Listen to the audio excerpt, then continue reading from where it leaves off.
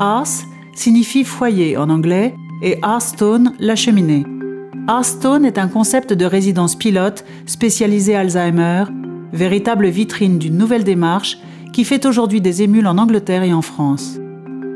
Il existe aujourd'hui 8 résidences Hearthstone de petite taille, rarement plus de 32 chambres, dans les agglomérations de New York et Boston.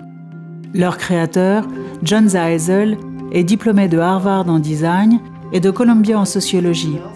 Il est l'un des meilleurs spécialistes de la maladie d'Alzheimer et de ses prises en charge non médicamenteuses. Il croit à l'influence de l'environnement sur le comportement des malades. Les résidences Hearthstone ont été spécialement conçues et aménagées selon le principe d'une architecture prosthétique. Cette architecture compense ce qui ne fonctionne plus dans le cerveau des résidents, comme une bonne prothèse. Si vous n'avez pas de jambes, vous mettez une prothèse et vous pouvez marcher. L'un des problèmes auxquels font face les personnes avec Alzheimer, c'est qu'ils perdent leur capacité de se repérer dans l'espace. Ils perdent cette faculté à se souvenir de ce qui se trouve de l'autre côté du couloir ou quelle est la forme des pièces de leur domicile. Pour y remédier, nous dessinons des couloirs dont la destination finale est visible à tout moment. Nous les agrémentons d'objets ou de tableaux qui les aident à savoir où ils sont quand ils passent à côté d'eux. Au final, ils ne déambulent pas, ils marchent.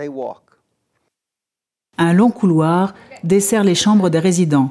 Les murs sont couverts de représentations de tableaux. Devant chaque chambre, on retrouve des photos ou des dessins qui aident les résidents à reconnaître leur chambre. Les résidents se sentent chez eux. Ils ont l'impression d'être dans leur propre maison, car nous avons une belle cuisine et un salon confortable. Nous utilisons l'espace comme s'il était le leur. Nous n'avons pas de grands salons ou salles carrelées impersonnelles qui font tout de suite penser à une maison de retraite. Ici, les meubles rappellent leur domicile grâce aux rocking chairs, aux tableaux, au papier peint chaleureux, aux fauteuils confortables du salon, à la cheminée et aux bonnes odeurs. Ça ressemble à leur domicile, à leur maison, et ça les encourage à rester autonomes et à continuer à faire le maximum de ce qu'ils peuvent faire. Tous les sens sont sollicités. Ils sentent les repas qu'on prépare, ils voient et entendent ce que font les autres. Donc ils ne sont pas obligés de se poser des questions, de faire appel à cette partie de leur cerveau qui ne fonctionne plus. Nous utilisons beaucoup le toucher. On dit qu'avec les bébés, il faut beaucoup les embrasser. Les gens sont sensibles au toucher. Ça fait beaucoup de bien qu'on vous passe un bras autour du cou et de sentir la proximité de l'autre. Ça permet de se débarrasser de beaucoup de peur. C'est bien de leur répéter qu'ils sont en sécurité, qu'ils sont acceptés, qu'ils ne vont pas se tromper et que personne ne pense du mal d'eux. C'est important pour créer l'environnement paisible dont ils ont besoin. On leur fait souvent faire des exercices de respiration en leur posant des questions sur leur passé et sur les choses qui leur font du bien. Ça les calme, ça marche très bien. L'agressivité peut souvent être désamorcée si l'on évoque ce qu'ils aimaient faire avec leurs enfants, où ils avaient l'habitude d'aller en vacances. Évoquer le passé et recréer un environnement paisible, les deux choses vont de pair. Dans beaucoup de maisons de retraite ou résidences médicalisées, le personnel a un rôle précis. Une personne fait le ménage, une autre le service, une autre vide les lits, une autre encore organise une animation ou un atelier.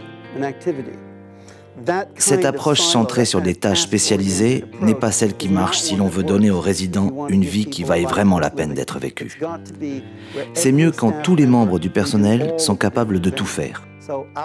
Notre personnel vient réveiller les résidents et les aide à se lever.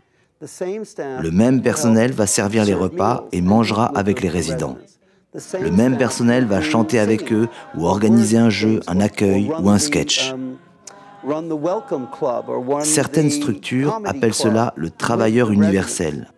Il y a plusieurs façons de dénommer ce type d'organisation. Oui, c'est un travail très exigeant. C'est quelque chose qu'il faut aimer faire, aimer côtoyer en permanence des personnes qui ont Alzheimer ou d'autres maladies apparentées. Il faut être capable d'aimer ce qu'on fait et recommencer avec enthousiasme tous les jours. Venir tous les jours rendre la vie de ces gens plus agréable.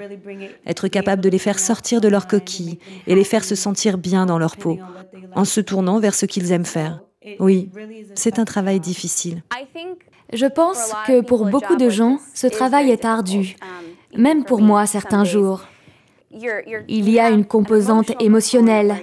On s'attache aux gens. Ces gens sont comme ma famille. J'ai comme 28 grands-pères et grands-mères. Mais il y a aussi une dimension professionnelle. Il faut que le travail soit fait. C'est une résidence, une entreprise. Et il y a aussi une dimension humaine.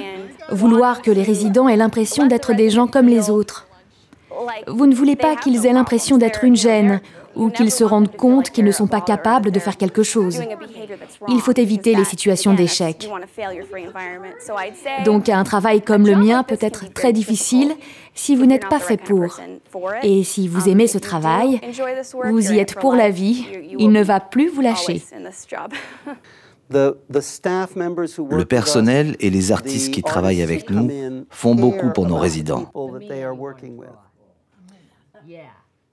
La première chose, c'est de trouver du personnel et des intervenants qui s'investissent. Ensuite, il faut leur donner les outils pour communiquer avec les résidents, que ce soit avec des mots, avec l'art et la créativité, ou en les prenant par le bras, de manière à ce que le résident s'ouvre et réponde à la sollicitation.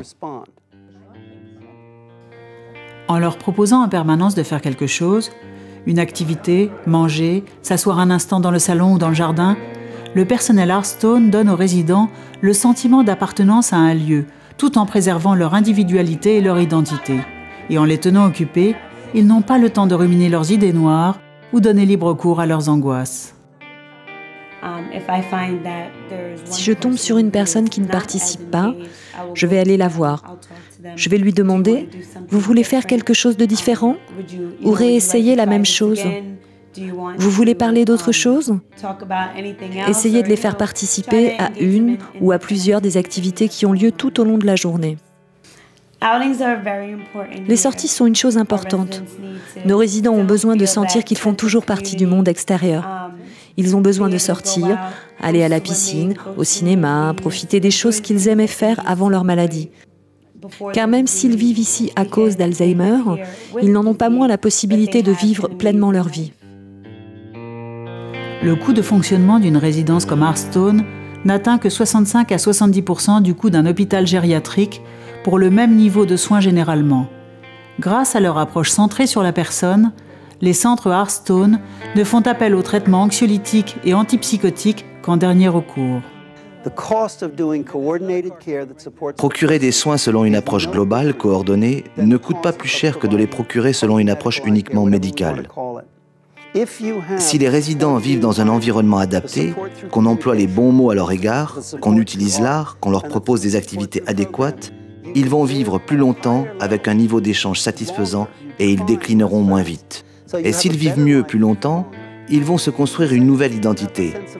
Pas celle d'un patient assisté d'un hôpital gériatrique, mais d'une personne autonome qui vit dans une résidence agréable.